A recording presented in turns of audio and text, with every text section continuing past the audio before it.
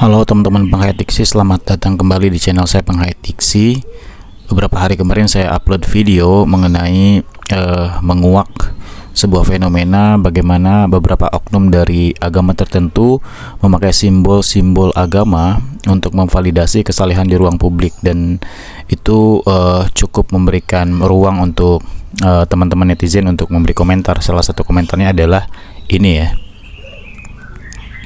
Nah, saya kira dari komentar itu saya kemudian perlu untuk memberikan satu angle baru terkait dengan video tersebut yang sebetulnya masih beririsan, yaitu saya ingin memberikan solusinya seperti apa kalau memang Anda melihat ada sebuah fenomena orang-orang memakai simbol agama untuk menutupi atau bahkan melakukan sebuah kejahatan, dosa atau pidana dengan menggunakan tameng-tameng simbol agama ya. Baik, saya kira dalam kesempatan kali ini saya akan mencoba untuk memperlihatkan, mencoba untuk memberikan ya sebuah konsep mitigasi bagaimana kejahatan-kejahatan ini seharusnya tidak perlu dilakukan oleh oknum ya, sekali lagi oleh oknum yang memakai agama sebagai tameng untuk melakukan dosa-dosa atau kejahatan lain. Yang pertama adalah kita harus selesai dulu dalam tingkat keimanan kita. Yakin dulu bahwa iman kita sudah benar dan tidak perlu melakukan lagi pembenaran terhadap iman orang lain. Kalau Anda sudah yakin dengan agama atau kepercayaan Anda, saya kira itu sudah selesai ya. Artinya tidak ada atau tidak perlu ambisi, tidak perlu ada ambisi untuk kemudian memperlihatkan bahwa keyakinan atau agama saya itu benar, atau memberikan sebuah validasi kebenaran terhadap keyakinan Anda dengan mencoba membongkar kesalahan-kesalahan pada keimanan orang lain. Nah, ini perlu. Saya kira hal yang pertama ini sangat fundamental. Ketika Anda sudah beriman atau mempercayai sebuah agama, maka sudah selesai. Artinya Anda sudah tidak lagi mencari tahu apa kesalahan dari agama atau kepercayaan orang lain sehingga makin memvalidasi bahwa agama Anda benar, tidak. Karena agama dasarnya adalah keyakinan, bukan logika ya. Sekalipun nantinya saya pernah bilang dalam video-video lama saya bahwa agama ada yang berkaitan dengan logika ya. Kalau Anda baca bukunya Haidar Bagir dan Ulil Absar Abdallah yang namanya Science Religious dan Agama Saintifik, itu mencoba mempertemukan titik iman dengan titik sains, dan sah-sah saja di situ, dan memang ada titik temunya yang tidak juga kemudian memvalidasi bahwa agama itu harus logis, enggak, karena banyak sakralitas transenden dalam agama yang bersifat tidak logis dan tidak perlu logis gitu. Ujungnya adalah iman ya, yang kemudian akan memperkuat akidah Anda. Jadi yang pertama adalah untuk mencoba agar agama ini baik di internal ataupun lintas agama ini tidak sering berantem atau tidak sering berkelahi. Salah satunya adalah selesaikan dulu iman Anda dengan agama Anda. Kalau sudah selesai, maka saya kira hal selanjutnya adalah mencoba untuk memperlihatkan bagaimana agama Anda bisa disebut baik adalah dengan tingkah laku angka di hadapan publik begitu ya. Yang kedua adalah bagaimana caranya untuk orang-orang beragama tidak sering atau konsisten berkelahi adalah tidak perlu kepo dengan ajaran agama lain. Tadi ya, kalau dasar yang pertama sudah selesai, sebetulnya dasar yang kedua ini juga tidak akan disambut begitu. Kenapa orang lain begitu sibuk mencoba mengulik kitab agama lain, hukum-hukum agama lain, nilai-nilai transcendence versi agama lain? Karena tadi tidak pede dengan agama yang ia yakini, atau alasan yang kedua adalah seolah-olah ingin memperlihatkan bahwa agama atau keyakinan yang dia anut adalah yang paling benar sehingga yang lain harus salah gitu kan ya. Nah, ini kalau sudah ada konsepsi semacam ini tidak akan selesai ya. Pertengkaran dalam bentuk pemikiran yang nantinya berujung pada physical attack ini sangat mungkin terjadi. Di Indonesia sudah banyak sekali ya kasus yang memperlihatkan efek buruk dari pola-pola penguatan pembenaran terhadap sebuah keyakinan ini. Misalnya kita ingat pembunuhan terhadap beberapa jemaah Ahmadiyah di Cikesik ya, itu juga disebabkan adanya labeling sesat terhadap Ahmadiyah, sehingga kelompok mayoritas merasa perlu untuk dalam tanda petik meluruskan ajaran ini. Agama ini atau kepercayaan Ahmadiyah sudah menodai sebuah konstruksi agama mayoritas, sehingga itu harus di labeli sesat dan harus diluruskan. Nah, bentuk pelurusannya ini pun tidak dengan ide atau gagasan radikal, tidak dengan kritik fundamental terhadap ajaran Ahmadiyah, tapi lebih kepada physical attack ya, yang pada akhirnya membunuh beberapa jemaat di Ahmadiyah itu. Saya kira level kedua ini juga jangan kepo terhadap ajaran agama orang lain. Itu bentuk kemerdekaan Anda sebagai penganut agama untuk tetap fokus pada tujuan agama, misalnya memberikan rahmat bagi semesta alam. Nah, itu saya yakin kalau sudah di situ, itu levelnya sudah, makomnya sudah tinggi dalam beragama. Kalau masih kira-kira sibuk mencari kesalahan dari agama lain, nanti ketika agama lain mencoba mengkoreksi dan coba masuk dapur agama Anda juga akan merasa tersinggung. Seperti itu ya. Jadi kalau dalam the golden rule of humanity itu kan treat others as you wanna be treated and don't treat other as you don't wanna be treated gitu ya. Perlakukan orang lain sebagaimana ingin kau diperlakukan, dan jangan perlakukan orang lain sebagaimana kau tidak ingin diperlakukan. Saya kira itu juga adalah salah satu dari esensi agama sebetulnya. Kalau di Islam la ikraha fiddin, tidak ada paksaan dalam beragama. Nah, ini yang perlu dipegang oleh teman-teman teis begitu ya. Oke. Yang selanjutnya adalah kita jangan terpukau dengan simbol-simbol ya. Ini merujuk pada video saya sebelumnya yang membahas tentang simbol-simbol agama yang kemudian dikultuskan dan menjadi sebuah validasi kesalehan di ruang publik. Nah, ini yang banyak tertipu. Orang berdagang sebuah buku itu pakai validasi kesalehan. Orang berdagang pakaian itu pakai validasi kesalehan, sehingga menjamurlah misalnya dalam dunia Islam itu label-label halal, bank syariah gitu ya, kemudian makanan syariah, hotel syariah gitu. Apakah hal-hal itu baik? Mungkin diniatkan baik, namun dalam praktiknya tetap dalam dunia finansial ujungnya adalah market ya. Ketika ada permintaan, maka harus ada supply gitu, sehingga permintaan dari sebuah konsepsi halal haram ini kemudian dijawab dalam ruang ekonomi itu sebagai sebuah demand atau permintaan, sehingga harus ada supply-nya nih, sehingga muncullah berbagai bentuk barang syariah. Dan kemudian apalagi seminar-seminar gitu ya, seminar poligami, alih-alih misalnya melakukan perselingkuhan itu lebih baik poligami dan sebagainya. Itu hal-hal yang kemudian marketable untuk kemudian dijual ke ruang publik yang memang sedang merasa kering dalam melihat bagaimana agama sesungguhnya gitu, sehingga mereka merasa butuh jawaban untuk semua itu. Nah, yang ketiga ini ya, saya kira penting ya untuk tidak secara sederhana mempercayai atau mengkultuskan simbol-simbol agama, karena saya selalu bilang kalau agama itu adalah outputnya, luarannya kayak gimana. Apakah akhlak Anda baik atau buruk, itulah agama gitu ya. Kalau akhlak Anda buruk, mungkin interpretasi Anda terhadap agama yang Anda anut itu masih banyak keliru. Ketika Anda berakhlak baik atau melakukan good deeds ya, amalan-amalan yang baik, artinya pemahaman Anda terhadap agama yang Anda anut itu sudah oke gitu ya. Sehingga ini yang kemudian akan sangat secara signifikan membantu perkelahian ya di antara umat beragama yang sampai saat ini masih saja berlangsung gitu. Hal selanjutnya yang keempat itu adalah open minded ya. Kita berusaha untuk berpemikiran terbuka. Berpemikiran terbuka ini tidak harus menjadi seorang liberal ya, yang kemudian menihilisasi segala hal. Ini ujungnya nanti pasti kepada potensi menjadi ateis ya.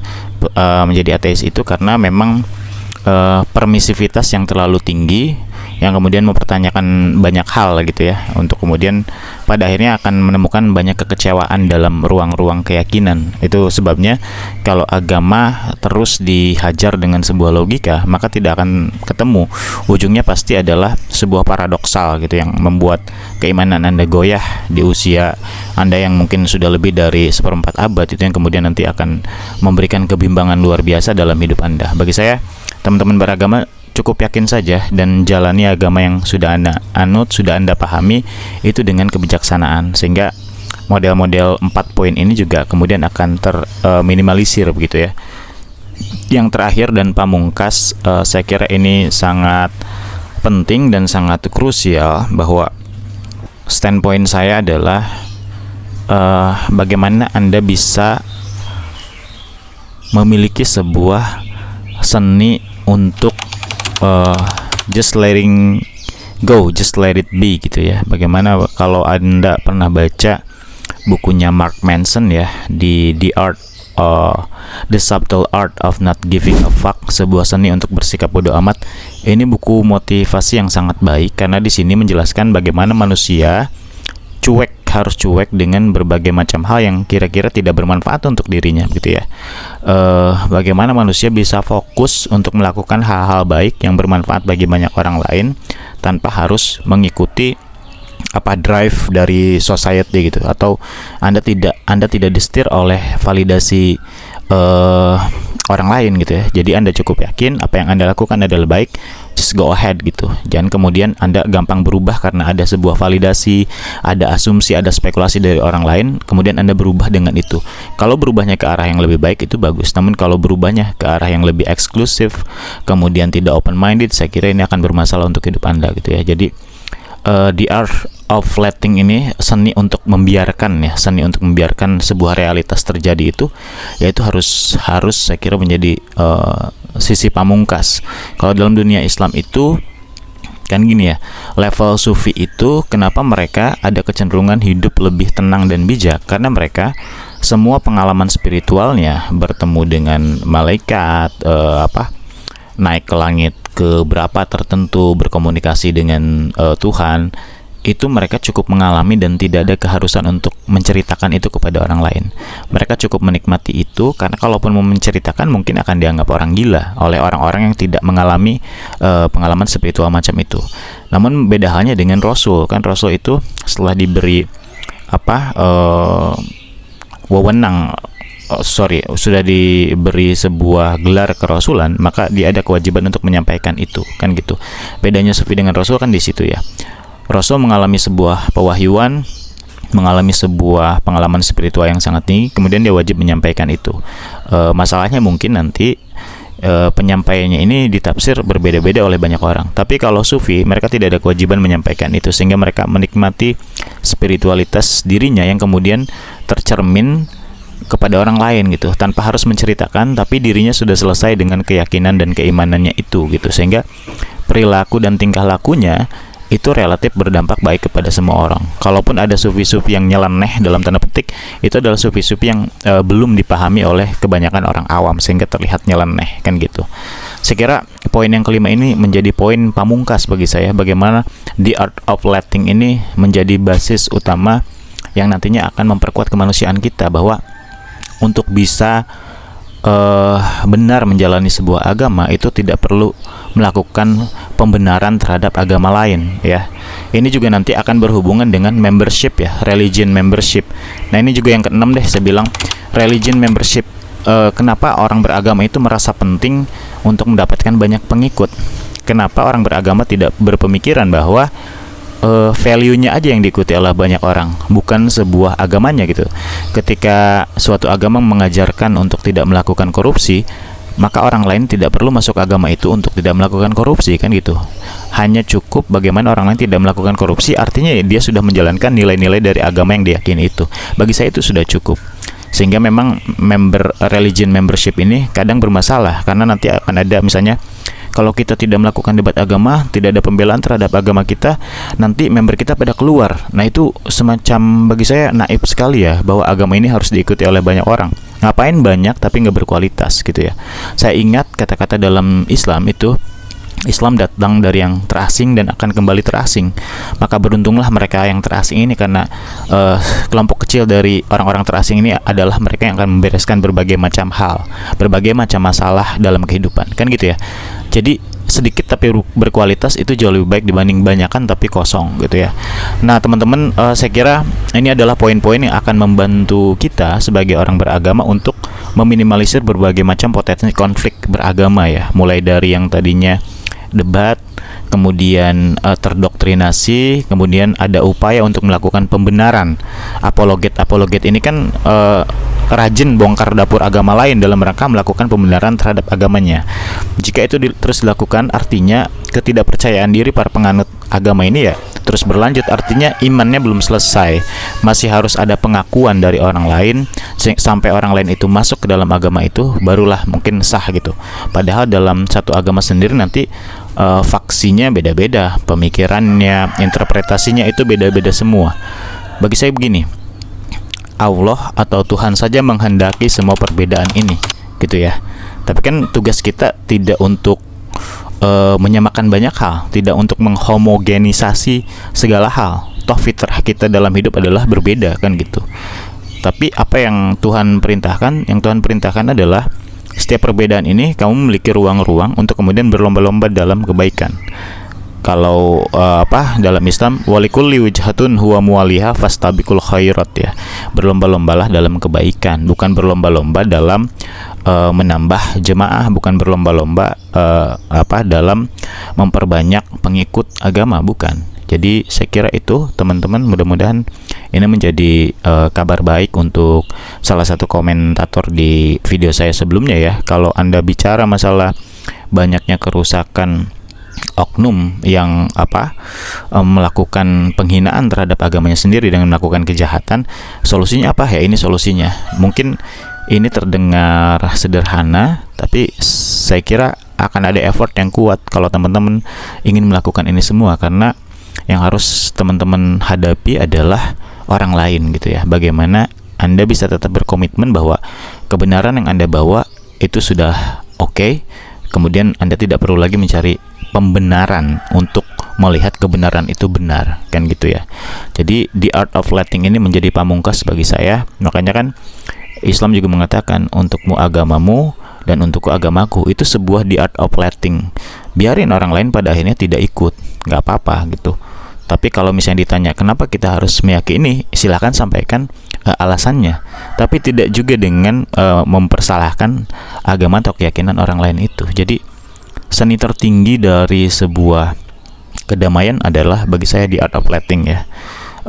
Lihat misalnya teman-teman di Hindu, Buddha, minoritas di Indonesia ya, tapi mereka damai-damai aja tuh gitu ya. Kemudian negara-negara lain yang mungkin fokus dalam hal memberikan kebermanfaatan untuk kehidupan, itu juga tidak ada fokus mereka untuk mengkritisi kelompok pemikiran atau faksi lain ya, yang sekiranya memang sejauh tidak merugikan bumi, sejauh tidak merugikan banyak orang, saya kira sah-sah saja semua orang memiliki keyakinannya masing-masing. Jangan ganggu kamar masing-masing kalau tidak mau diganggu, kan gitu. Perdebatan agama kan salah satunya itu ya, untuk membongkar dalam tanda petik yang dianggap kesesatan atau kesalahan-kesalahan dari dapur orang lain gitu ya, gitu. Saya kira itu teman-teman, mudah-mudahan video ini bermanfaat. Mohon maaf kalau nanti ada hal-hal yang mungkin secara tidak langsung menyinggung dan lain hal begitu. Sampai jumpa lagi di video penghayat diksi berikutnya. Bye bye.